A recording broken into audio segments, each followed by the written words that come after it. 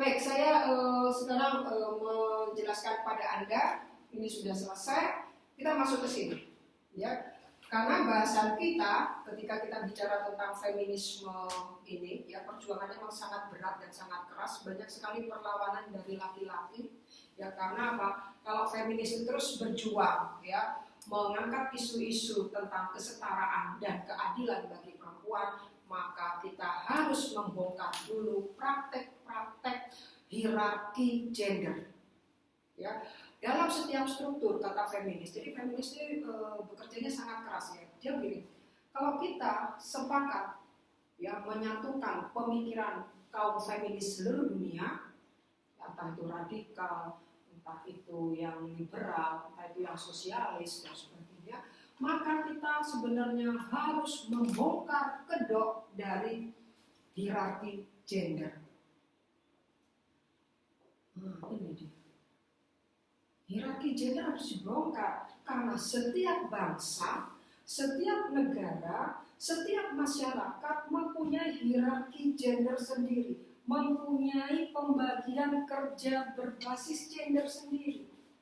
Gimana caranya? Nah, itu akhirnya yang menyebabkan sampai sekarang feminis ini sebenarnya tidak satu suara, ya, karena ada feminis yang post strukturalis, ada feminis yang apalagi yang sekarang sudah post strukturalis itu, saya lupa ya.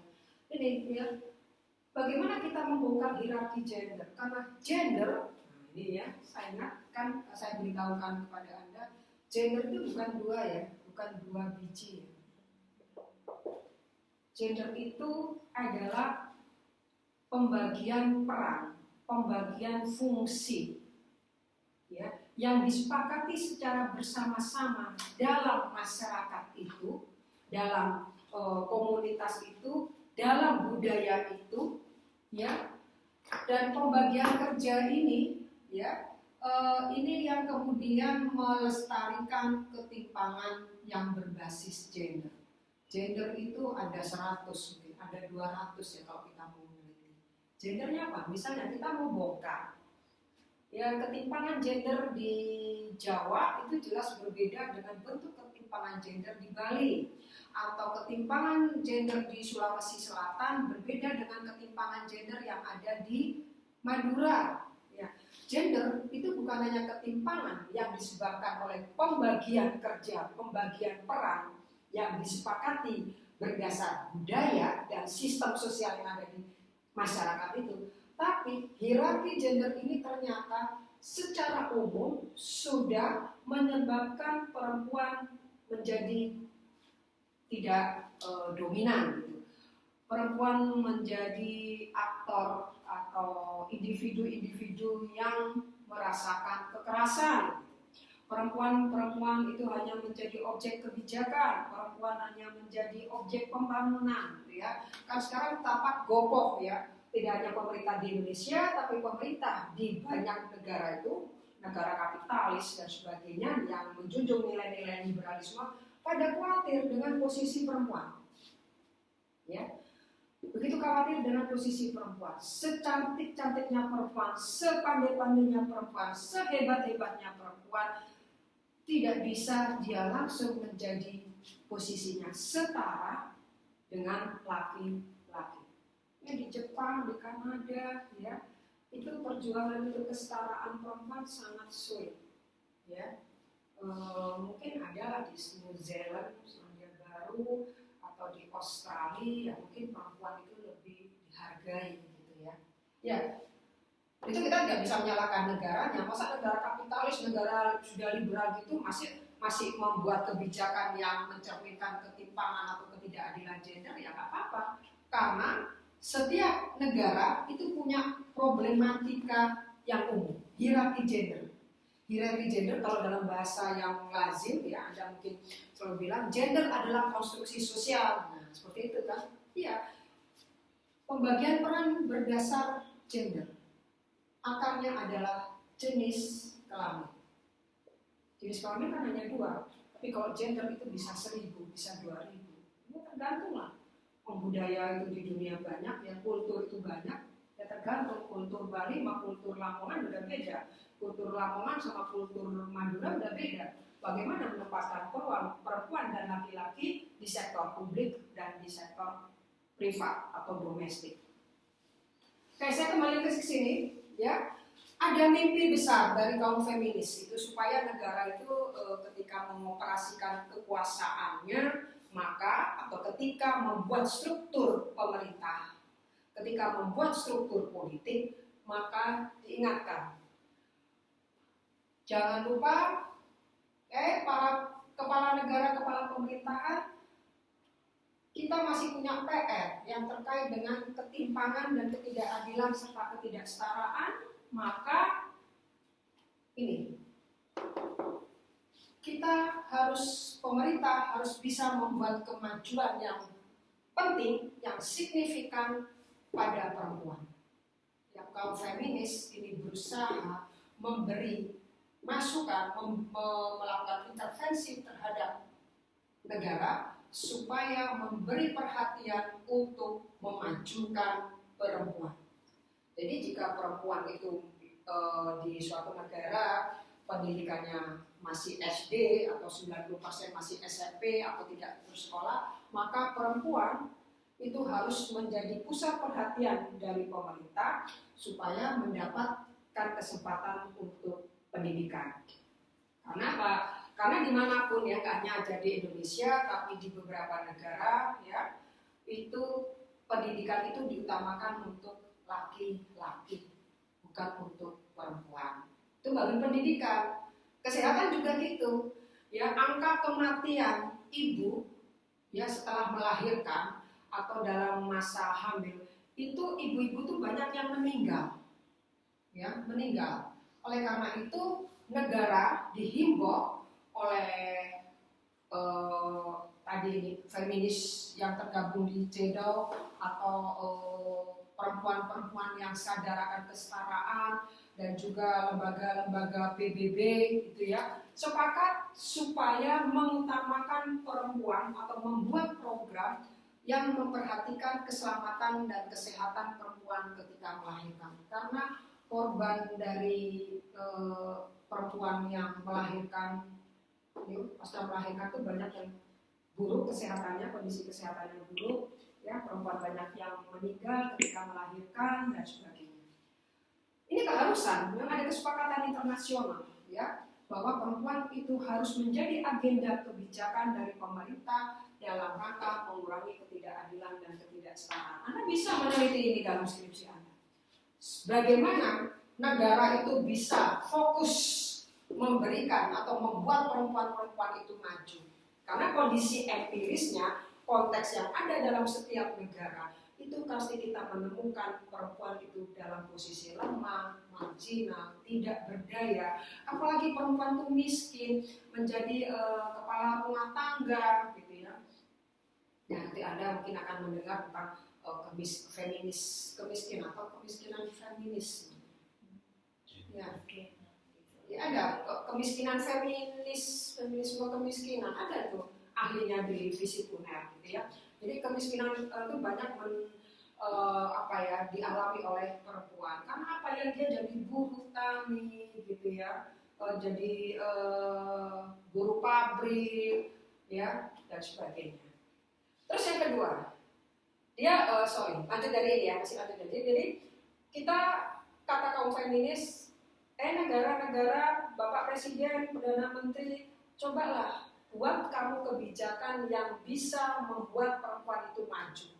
Tapi mereka khawatir di sini, kaum feminis khawatir di sini. Tapi ingat loh, state ya, state itu kan sistem administrasi, sistem hukum, sistem birokrasi. Dan dalam menjalin hubungan dengan kekuatan-kekuatan di luar state cenderung bersifat koersif, memaksa, menekan. Jadi mereka bingung juga di sini. Ya, jadi apa? Birokrasi. Oh, ini kan juga patriarki. Hukum. Mana itu? Undang-undang kesetaraan dan keadilan gender di Indonesia ditunda-tunda itu sejak 2009. Sudah hampir memasuki tahun ke-12, Undang-undang kesetaraan dan keadilan gender belum disahkan, masih RUU. RUU-nya sudah mengalami perbaikan berapa kali? Saya ikut 2 kali itu. Setelah itu saya nggak diajak. Nah, terus yang ini administrasi. Administrasi di sini loh, perempuan apa? Oh, juru ketik. Oh, perempuan apa? Ya jadi kasubag lah. Kalau laki-laki yang jadi kepala biro, yang ketua Bapeko, ketua Bapeda, gitu ya.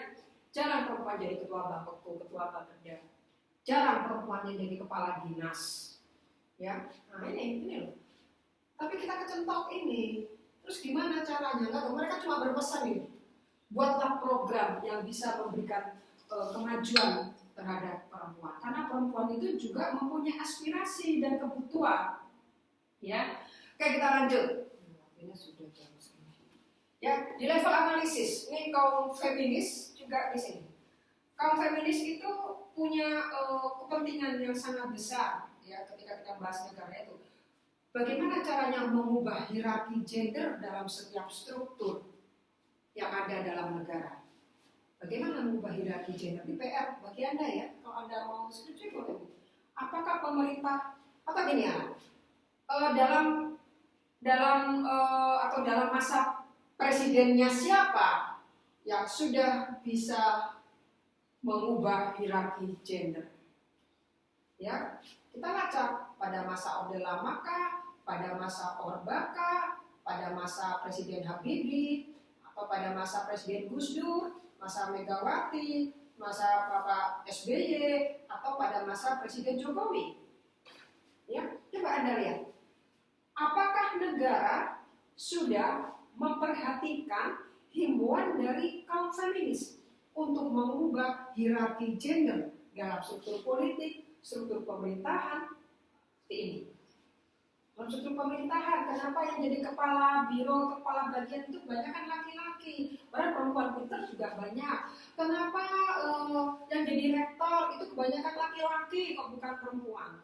Itu sebenarnya bukan masalah yang ada di Indonesia saja, tapi itu ada masalah juga di Amerika Serikat. Ketika saya menjadi konsultan dari salah satu lembaga yang memperjuangkan kesetaraan gender, tidak perlu sebut namanya, saya keceplosan sehingga saya tidak dipakai lagi sebagai konsultan. Ini saya ceritakan.